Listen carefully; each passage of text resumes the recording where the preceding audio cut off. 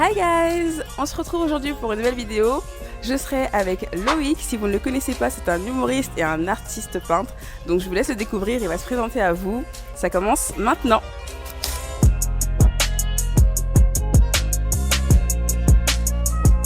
Salut Loïc! Hello Emmanuela. Ça va? Ça va et toi? Ça va, merci. Bon, avant de commencer la vidéo, avant d'aller un peu plus loin, je vais faire un petit outfit check. Parce que moi, c'est très mode, tu vois. En tout cas, le moment donné, j'ai su que j'allais être avec toi aujourd'hui. Je me suis dit, il faut que je m'habille bien. Non, c'est repression. Non, parce qu'on connaît. Je me suis dit, Loïc, tu vas être avec Emmanuela, fais un effort. Donc, ce que j'ai fait, je suis allé à l'extrême. Hein. Ça, c'est pour moi, mon extrême. Donc, veste Zara, t-shirt Zara, petit cœur, les chaussures Zara, les jeans, j'ai oublié. Mais je me suis dit, je vais me mettre comme ça et je voulais que tu me donnes une note sur 10. Sur 10? Ouais. Franchement, je te donne un 7. Ouh, je m'attendais à un 5, hein. Je te promets. Non, je te donne Parce que ce que je vois, tu fais sur les réseaux, je me disais, elle va me donner 5 ou peut-être 3,5. Non, franchement, mais j'ai fait un effort, c'est bien? Il y a... Super. C'est light. Merci. C'est simple, c'est casual, décontracté. Il y a des petits détails, la coupe. Non, c'est très bien. Pour quelqu'un de ton niveau qui me donne 7, ça veut dire c'est bon. Merci beaucoup. On va s'asseoir? On va s'asseoir, allez. Quand est-ce que ça t'est venu? Pourquoi tu as commencé il y a 2 ans j'ai commencé, tu sais, le confinement nous a donné beaucoup de temps à réfléchir, à méditer. Et pendant ce temps-là, je regardais énormément des vidéos des artistes peintres. Ok. Au hasard, hein, il y avait beaucoup d'artistes peintres au hasard. Et j'ai beaucoup apprécié en fait ce que je voyais. Et je m'étais dit, lorsque je vais avoir ma première maison, dans mon bureau, j'aimerais bien avoir un tableau. Mais mon optique n'était jamais de faire le tableau moi-même. Je voulais acheter un tableau, acheter une œuvre d'art et mettre dans mon bureau. Voilà, dans mon bureau. Le premier tableau, lorsque je l'ai mis sur les réseaux sociaux, les personnes me demandaient mais où est-ce que tu as acheté ce tableau? Parce qu'ils appréciaient beaucoup le tableau. Et moi, j'étais vraiment agréablement surpris des réactions des gens, même mes potes qui aiment bien se moquer, qui aiment bien rire et tout. Ils ont vraiment aimé en fait le tableau. Ils pensaient vraiment que j'avais acheté. Quand je disais que c'était moi, comme je suis quelqu'un qui rigole beaucoup avec eux, ils disaient non, arrête de faire des blagues, tu es toujours en train de blaguer. J'ai dit non, c'est vraiment moi. Et il y a des personnes, ça les a pris une semaine pour réaliser que c'était vraiment mon œuvre, tout ça. Donc moi, actuellement, c'est plutôt dans le côté abstrait. Et on a parlé un petit peu quand même de tout ce qui est lié à la peinture. Mais tu m'as dit aussi que tu étais humoriste. Et comment ça t'est venu? C'est parce que tu es quelqu'un qui est blagueur à la base? Ouais, à la base. Ok. Depuis que je suis petit, j'ai toujours été celui qui embêtait les gens, qui cherchait à mettre de l'ambiance dans l'endroit, sauf lorsque mon père était là. Parce que quand mon père était là, tu n'entendais pas Loïc, c'était vraiment un silence radio.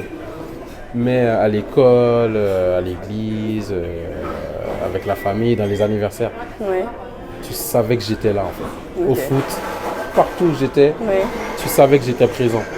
Et j'écrivais des pièces de théâtre quand j'étais plus petit. Donc je participais dans des scènes. Et c'est après 10 ans que cette envie de monter sur scène est revenue. Qu'est-ce qui fait qu'aujourd'hui, tu as créé l'Art Show? Comment tu t'es dit, je vais joindre mes deux passions, mes deux hobbies? Comment je vais mêler les deux ensemble en fait? Bon, on va traquer pour ça. Parce que ça va être long. Hein. On veut savoir, dis-nous. Parce que tu aurais pu faire ça séparément, tu vois. C'est incroyable ce qui s'est passé. En février 2023, ou janvier 2023, je cherchais un endroit pour exposer mes œuvres. Parce qu'en 2022, la première fois que j'ai fait un vernissage, c'était quelque part comme ça, mais beaucoup plus petit que ça, c'était un snack bar. D'accord, ok. Tu vois, et j'ai fait une semaine, il y avait des jours où il n'y avait personne. Mais en fait, je kiffais le moment, j'ai kiffé l'expérience de pouvoir exposer mes œuvres. Et le dernier jour, c'était le jour J, parce que voilà, l'exposition a duré une semaine. Et il y a eu le vernissage qui s'est déroulé un samedi. Et dans ce vernissage, je voulais de la musique. J'ai invité un musicien qui s'appelle Mathieu Pierre, qui a mis l'ambiance dans la salle. Et j'avais quand même, je crois, dans ce jour-là, il y a 60 personnes, 70 personnes qui sont passées. Pas tous en même temps, mais voilà. Et j'ai beaucoup apprécié. Et je m'étais dit, Loïc, maintenant, cherche à faire dans une galerie d'art. Ou dans un endroit où il n'y a que de l'art. J'ai cherché, envoyé des mails, jamais de réponse favorable. Ça a duré des mois. À un moment donné, j'en ai eu marre. J'ai dit ok, comme on ne me donne pas mon opportunité, je vais la créer moi-même. Donc je me suis dit, Loïc, commence à chercher un endroit hybride où tu peux non seulement faire un vernissage, mais faire de la musique. Et à partir de là, j'ai commencé à chercher et je suis tombé sur la patte de la Villette grâce aux réseaux sociaux. Et j'ai mis en commentaire, ah c'est très beau votre lieu, j'aimerais bien un jour faire quelque chose chez vous. Et là, ils m'ont répondu, c'est quand vous voulez, envoyez-nous un message et on peut ça. Le lendemain, bim, on a échangé. À partir de là, j'ai dit ok, j'ai regardé le prix, j'ai vu que c'était bon. J'ai dit ok, je vais faire un vernissage chez vous. Donc l'art show était à la base, c'était que pour exposer des tableaux et jouer de la musique. Voilà, partie musique. Donc, ce que j'ai fait, quand j'étais un peu sûr dans mon cœur que je voulais le faire, j'ai appelé Jessica, Jessie Home. Je l'ai appelée et je lui ai donné l'idée. J'ai dit, Jessica, j'aimerais faire un vernissage, mais j'aimerais qu'il y ait de la louange à la fin. À la base, au début, je voulais juste de la louange. C'était pas pour avoir... Non, je voulais de la musique et tout. Je lui ai dit, j'aimerais avoir de la musique, mais en live, en acoustique. Elle m'a dit, ok Loïc, on y va. Et je lui ai dit, mais j'aimerais faire une surprise au public, j'aimerais faire une partie stand-up. C'est quelque chose qui est monté dans mon cœur comme ça. Je me suis dit, mais j'avais jamais de désir de faire du stand-up dans toute ma vie. Jamais j'avais ce désir-là. Et je me suis dit, ben fais-le, tu sais, de toute façon, c'est ta soirée, tu fais ce que tu veux. Hein. Que ça plante ou pas, c'est pas ton problème. De toute façon, Et du coup, tu as fait combien d'éditions? Là, c'est la 5e. Et pour cet anniversaire, cette 5e édition, qu'est-ce que tu as envie de partager aux gens et qu'est-ce que tu as envie de leur dire? Parce que d'un côté, je pense que tu es reconnaissant que pendant tout ce temps-là, tu as eu des gens qui aient cru en toi, qui t'aient soutenu, accompagné. Faire voir les gens que voilà telle personne qui était perdue dans sa vie et avec toute humilité, voilà où il en est maintenant. Donc si lui, il a pu avoir tous ces galères-là, il n'a pas baissé les bras, il a continué à croire en Dieu parce que voilà, je suis croyant. Il a continué à croire, il a continué à avoir la foi. Donc toi aussi, tu peux le faire en fait. Tu vois. C'est vraiment avec ce message que je veux que les gens y sortent. Que de un, c'est possible en fait de faire quelque chose de sa vie. Et de deux, si Loïc, telle personne avec tellement de galères a pu faire ça, mais moi aussi je peux faire même plus grand quoi. Parce que je sais pas, c'était jamais mon rêve de faire ce que je suis en train de faire, mais je suis en train de vivre un rêve, un petit rêve. Et c'est ce que j'allais te demander, du coup, qu'est-ce que ça te procure en faire de faire ça? Qu'est-ce que ça crée chez toi? Et c'est incroyable ce qui se passe. En fait, je vois l'avenir dans le sens où je me projette et je me dis, waouh, je peux faire ça vraiment toute ma vie. Être sur scène et faire rire des gens qui ne me connaissent de nulle part et faire que les gens ils sortent avec un désir dans leur cœur pour être des personnes meilleures, pour être des personnes qui jouissent de la vie, tu vois. Donc c'est pour montrer le public mon cœur en fait, tu vois. Je te dis, lorsque je sors des art shows, il y a une telle adrénaline que j'ai de voir les gens en train de sourire, ils sont contents, les gens ils n'ont pas envie de partir. Et parfois, souvent dans les art shows, je ne dors pas. Le lendemain, je vais à l'église. Mais dans la soirée, après, je ne dors pas. Je ressasse en fait tout ça dans ma tête et il y a une effusion de joie énorme en fait. Et ça me procure quoi. Il y avait autre chose que je voulais te demander aussi, ou te dire, je ne sais plus. Mais c'est à côté de ça, aujourd'hui tu fais du stand-up. Est-ce que tu veux tout le long de ta vie faire du stand-up ou est-ce que partir du stand-up et éventuellement faire des films, faire, je sais pas, où est-ce que ça peut emmener, mais est-ce que tu as déjà visualisé d'autres choses ou est-ce que pour l'instant tu... C'est ma femme qui t'a envoyé ces questions, hein. Parce que je parlais de ça avec elle la semaine dernière. Non, écoute, c'est le Saint-Esprit. Je marchais, j'ai dit Seigneur, fais-moi poser des questions. La semaine dernière, je lui ai dit... Des questions sensées, pertinentes. Écoute, comme j'aime bien tester, j'ai testé stand-up. À mon niveau, humblement, ça fonctionne. Donc je vais continuer là. Mais n'oublie pas que je t'avais dit au début, j'avais commencé en tant que comédien. Donc j'aimerais tellement reprendre des sketchs. Mais j'ai des proches à moi qui sont tellement marrants et qui sont aussi marrants sur scène que j'essaye de faire remonter sur scène, mais dans un autre concept. Mais comme le concept que j'essaie de créer est inconnu pour eux, il y a encore de la peur en fait. Là, je pourrais parler beaucoup plus, par exemple, de ce qui se passe dans le gouvernement, ce qui se passe dans la vie d'une famille, d'une mère célibataire, qu'est-ce qui se passe, tu vois. J'aimerais vraiment faire de la comédie sur ça. Et aussi, je me vois bien dans des films. Parce que je me dis, j'aime bien me voir dans la glace, tu vois. J'aime bien me voir dans le miroir. Toi, quand tu t'es mis... Moi, je me mire et je me fais des clés d'œil, je me demande, c'est qui c'est mignon? Et je me regarde comme ça, je me fais des clés d'œil. Moi, j'aime bien me voir dans le miroir. Je dis, mais si je me kiffe comme ça, c'est sûr qu'il y a d'autres personnes qui aimeraient bien me payer pour aller me voir au cinéma, tu vois.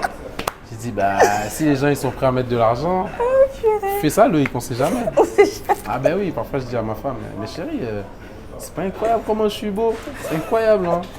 Je lui dis, mais il y a sûrement des gens qui veulent voir ça. Je peux pas regarder tout ça pour moi, ce serait méchant de ma part. Ça serait égoïste. Ce serait vraiment égoïste.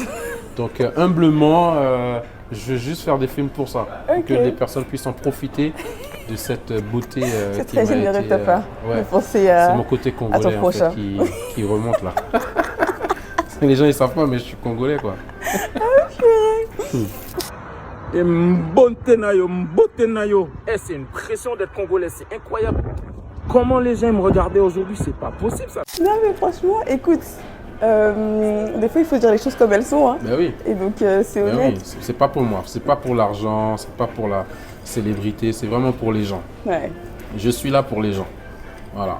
On peut terminer avec un game pour voir qui va gagner. Vas-y. Le game. Ici? Ouais, si je joue à ça, on va. Je vais essayer. On va jouer à un autre jeu alors. Si c'est pas jouer à ça. Non mais attends, je pense que je peux. Tu peux? Faut pas être trop rapide. Ok, la personne qui marque 2 buts en premier a gagné. Pas 3? 3 buts alors. T'es les rouges ou les bleus? Bleu. Bleu? Ok. Ok. 3, 2. Ok, donc tu as grandi à Saint...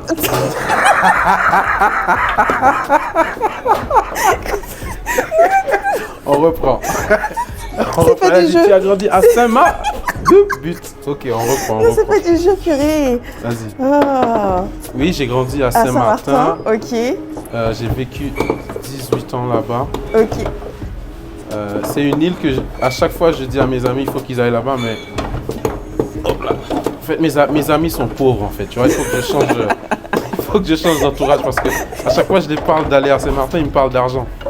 Tu vois, Pourquoi c'est combien la vie là-bas? Pourquoi c'est quoi? La vie là-bas, elle est à... C'est très agréable. C'est très agréable, oui.